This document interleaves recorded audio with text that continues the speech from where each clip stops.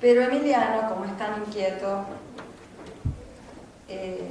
pretende ser profesor, como les digo, y la universidad tiene en este sentido dos planes, un plan A, un plan B, que le llaman, donde él eligió primero el plan, porque es el que de licenciado de educación física, que tenía las materias teóricas,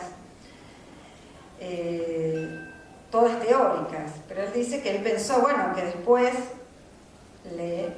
habiendo terminado la carrera, iba a obtener el título de profesor de educación física, que era lo que él anhelaba, y a lo cual ya estaba ejerciendo, porque él tiene una paraplegia cerebral de forma permanente y su discapacidad es motora. Él puede manejarse con bastones canadienses, entonces puede caminar, tiene, no solo, yo digo, no tiene todas sus plenas facultades mentales, sino que tiene más. Si uno ve todas las actividades que Emiliano Naranjo realiza, realmente a uno le daría vergüenza, porque tiene 2 o 3 trabajos, va de acá para allá en la provincia de Buenos Aires, vive por Morón, Moreno, y se va hasta La Plata, tiene un empleo en La Plata, hace un posgrado en la Universidad de San Andrés. Realmente es agotador, no sé cómo hace para hacer tantas actividades. Tiene su Facebook, tiene su página,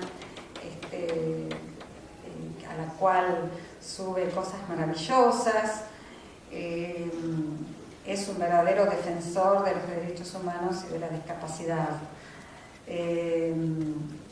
Y él dice que él comenzó haciendo natación con su madre y enseñar para cada vez superarse en su problema motor, y cuando todos los médicos le decían que no iba a poder caminar, él pudo caminar con bastones canadienses, aprendió, y me acuerdo que él me decía que lo que sentía es que su cuerpo no puede parar, ¿no? Como que por eso su anhelo era ser profesor de educación física.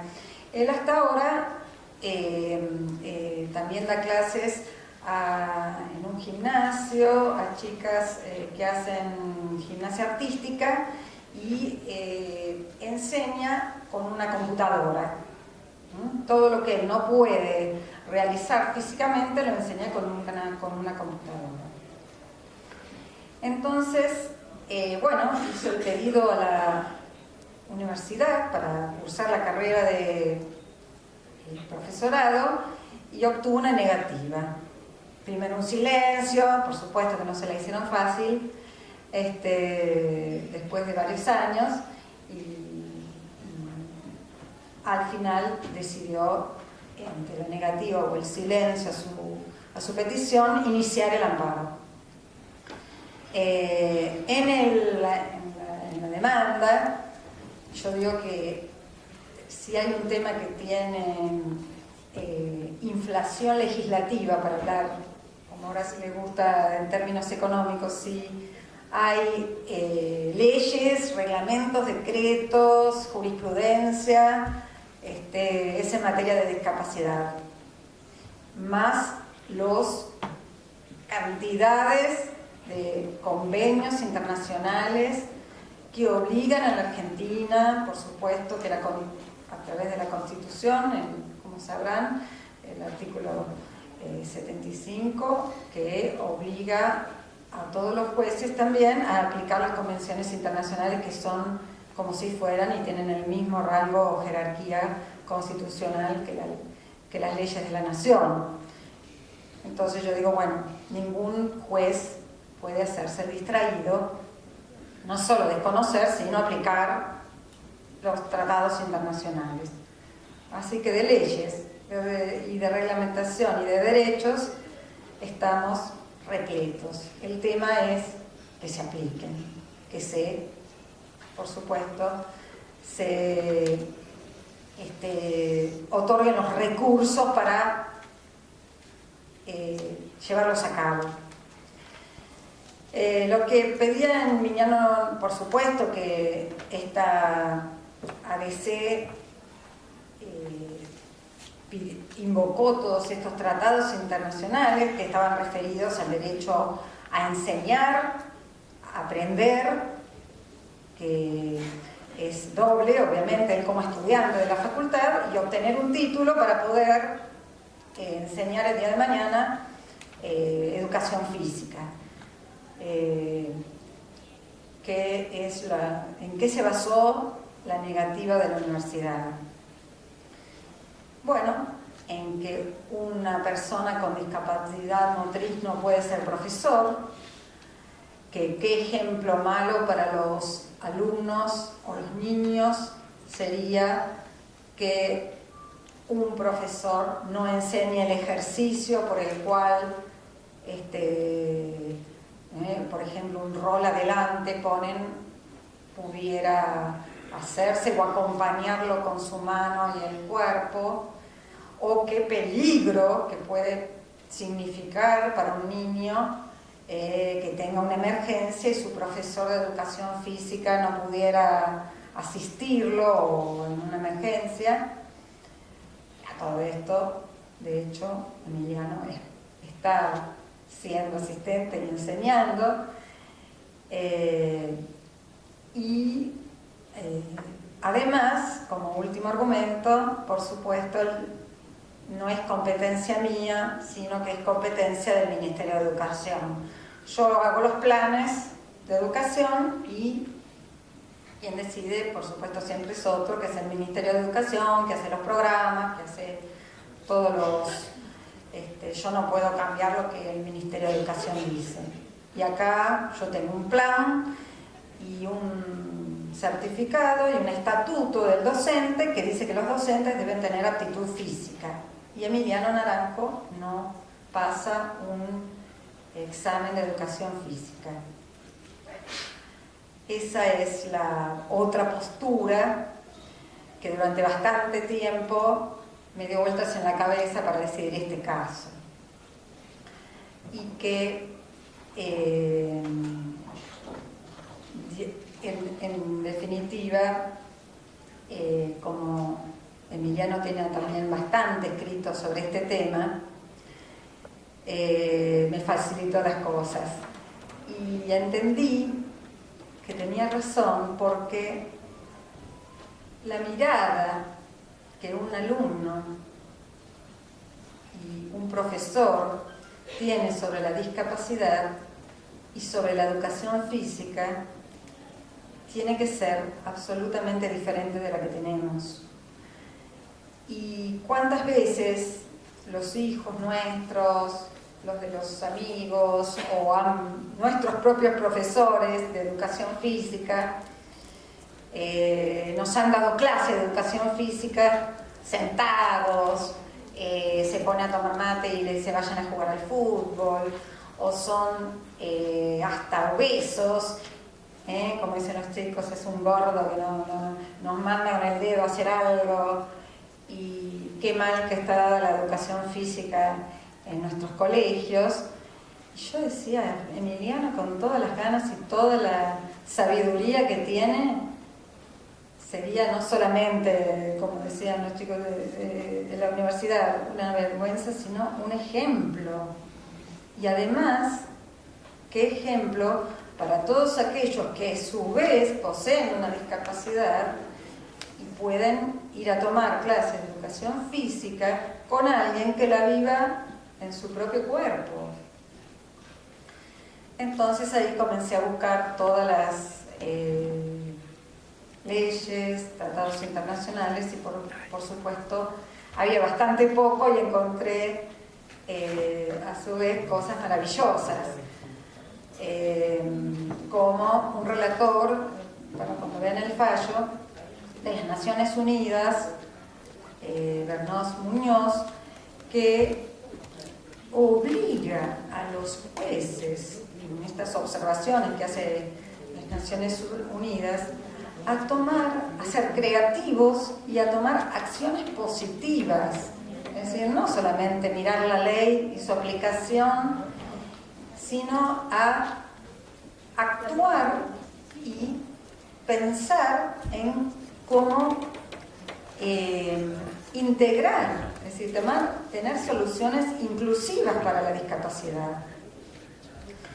Encontré, por ejemplo, un fallo que ahí lo cito, donde un letrado, ya que estamos en el colegio de abogados, fíjense, un letrado no vidente que va a una audiencia y tiene que tomar una indagatoria, donde tiene que haber una indagatoria y necesita tantas veces de que el indagado, verle los gestos, verle la cara para ver si está mintiendo, si está retaseando la información al juez. Entonces encontré que se había permitido que a un letrado no vidente ir con un asistente. Ahí aislado ese fallo. Después pensé en dos fallos que tuve oportunidad de tipear, porque acá me decía, yo trabajé bastante tiempo en la Corte, fui secretaria privada del ministro, el doctor Petracchi, que tuve la suerte de tipearlo, porque en ese caso no estaban las computadoras, el caso Arenson y el caso Almirón. Acá traje el machete para no olvidarme y dárselos exactamente. Que Gregoria, creo que porque siempre me los confundo, como dos empiezan con A. Bueno, uno es el caso de una chica de 18 años, creo que es Almirón, que quería estudiar el profesorado de geografía y tenía solo visión en un ojo. Y lo que le decía el Ministerio de Educación era que el estatuto solo permitía, y por supuesto tampoco pasaba esta aptitud física para las cuales se permite ser docente. Por supuesto, de ahí, si ustedes leen el fallo completo, van a ver que hay otros argumentos tremendos, como por ejemplo que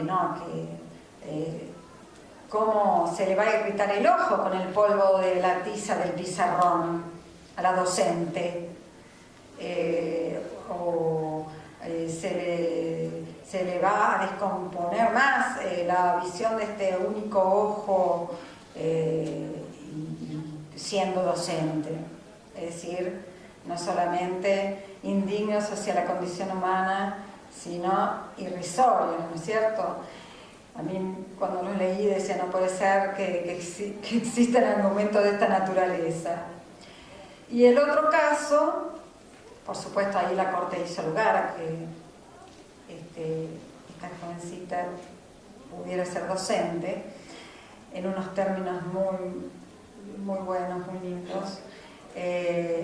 Y el caso Arenson, que es el muchacho, Gabriel Arenson, que tenía menos de 1,60 de estatura y que el estatuto y el reglamento no permitía que los bajitos fueran docentes. ¿Por qué? Porque se le iban a burlar los alumnos, como si la condición física fuera una condición para ser docente.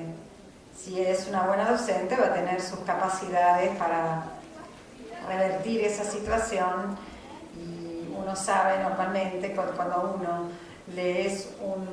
tiene alguna discapacidad, que levante la primera piedra quien no la tiene, o no sea diferente, en el sentido de que cada ser humano es un ser humano individual y diferente, pudiera llevar a cabo su condición de docente en mejores condiciones que alguien que tenga, entre comillas, la perfección física. Así que bueno, estos dos casos los cité porque venían muy bien para pensar en que el estatuto del docente es, como también encontré, como todo estatuto que pone condiciones físicas para no aceptar el ejercicio de la docencia, es absolutamente discriminador, porque siempre van a quedar afuera un montón de condiciones o aptitudes de las que no tenemos. Entonces pasa a ser discriminador, pasa a lo que los abogados llamamos categorías sospechosas, que es una categoría que discrimina en razón de la discapacidad. Entonces, bueno, acá dije, ¿por qué no aceptar que la mirada de la educación física y la educación física puede ser ejercida con alguien que, si ustedes miran todas en la sentencia, todo lo que describo de Emiliano Naranjo, termino diciendo que la universidad, en este sentido, ha tenido una mirada limitada. Además consiguió y tiene en todo el mundo más de 200 avales Emiliano Naranjo, de profesores, docentes, de personas que tienen discapacidad. Van a encontrar casos maravillosos en su página, de docentes hasta que carecen de una pierna directamente, que hacen natación. Él dice que cuando estaba haciendo natación y una mamá se le ocurrió ser docente porque la mamá le pidió que le enseñe a su hijo. Entonces, esto que decía este relator de las Naciones Unidas no solo puede ser un estímulo, además, para que los chicos que tienen discapacidad puedan no solo seguir adelante, sino que vean en alguien esa voluntad y esa fuerza y esa, yo diría más todavía, esa potencia que tiene Emiliano Naranjo de darnos vuelta a la cabeza, porque eso es lo que pasa en esta sentencia. Yo me he encontrado con gente que del Ministerio de Salud, inclusive, me dicen, es el caso de la aplicación de la convención. Yo dije, bueno, es un caso raro de aplicación de la convención, y realmente, por supuesto que me da orgullo ser la autora de este fallo, sino que además, digo, en buena hora, que quiere decir que esto escasea. Y como les dije, con este lenguaje a propósito mío de bajar estos temas a la tierra y no tanto a la legislación, de que los jueces no pueden no aplicar las convenciones. Ya nadie debe y nadie puede desconocer. Y en esto son contundentes, porque no solamente estamos defendiendo la discapacidad, sino que estamos defendiendo un derecho humano, y los derechos humanos se han ganado en esta altura de estos tiempos un lugar que no puede tener retrocesos. Este principio de no regresividad del que habla la Corte es algo que avanza y que no puede retroceder. Son derechos que jamás pueden retroceder. Siempre vamos a estar teniendo que subir un escalón. Y todo aquel que pretenda tener otra discapacidad va a quedar ahí en un fallo aislado, porque ahora, por suerte, quizás yo cuando empecé con este caso estaba bastante aislado, pero voy leyendo y cada vez todos los jueces van, y gracias a estas charlas y a estas ponencias que se hacen con tanto pulmón y con tanta esfuerzo, hoy que tuvieron el subte en contra, me dijeron acá, pero bueno, sabemos que como todo, estos temas cuesta y cuesta imponer, pero bueno, acá la difusión va a hacer que los que no pudieron venir y quisieron estar se enteren. En cuanto al fallo, ahora voy a lo jurídico más, por supuesto que están citadas todas las leyes sobre discapacidad, el derecho de enseñar y aprender. Él tenía que, de diferencia con el plan A y este plan B, el plan del licenciado y el plan del profesor, eran nada más que 6 materias que, como se imaginarán, en educación física eran vóley, básquet, fútbol, hasta tienen folclore y tango. Por supuesto, primero le di la medida cautelar, que me costó bastante. Por supuesto que acá me recusaron en la universidad, por eso tardó tanto el caso, muchas, como nosotros llamamos, chicanas judiciales, que lamentablemente también tuve que testar frases discriminatorias de abogados de la universidad, que realmente dio mucha pena, porque querían hasta un examen psicológico por parte para Emiliano Naranjo, y eso era tanto como tratarlo de loco, hay que decirlo con todas las palabras. Entonces, por supuesto, quise lugar a testar esas frases y llegamos a la prueba, que fue librar oficio al Ministerio de Educación, y por suerte el Ministerio de Educación le dijo a la universidad que tenía amplias facultades de acuerdo a la Ley de Educación Superior, y que la que tenía que hacer y proponer los programas de estudio era la universidad, y ella es la que propone y el ministerio es el que aprueba. Eso era tanto como diciéndole: no se hagan los distraídos, y ahí está, tienen que hacer ustedes, y nosotros somos los que vamos a hacer un control de legalidad. Así que la universidad en eso se quedó sin argumentos. También se quedó sin argumentos en el tema del peligro para los niños.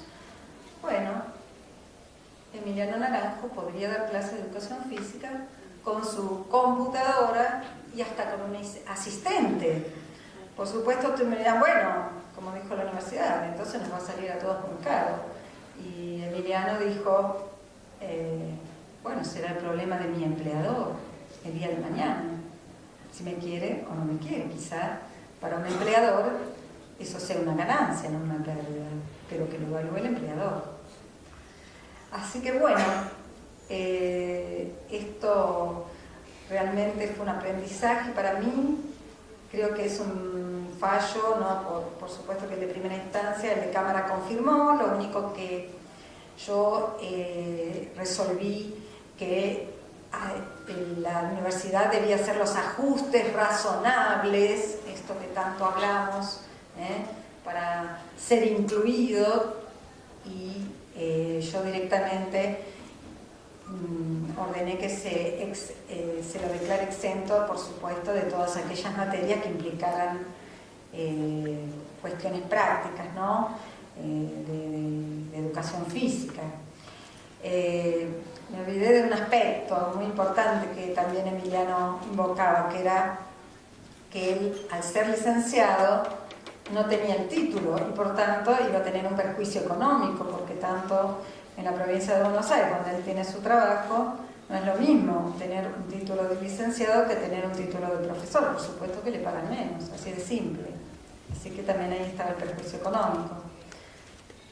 Y por supuesto con un asistente, que esto quedará por supuesto a la evaluación del empleador.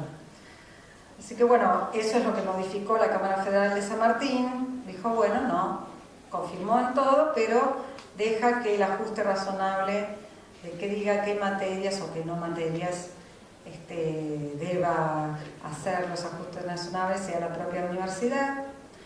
Y bueno, estamos, como dije al principio, esperando ansiosos el fallo de la Corte, que pero creo que va a ser en sentido favorable en invierno. Muchas gracias.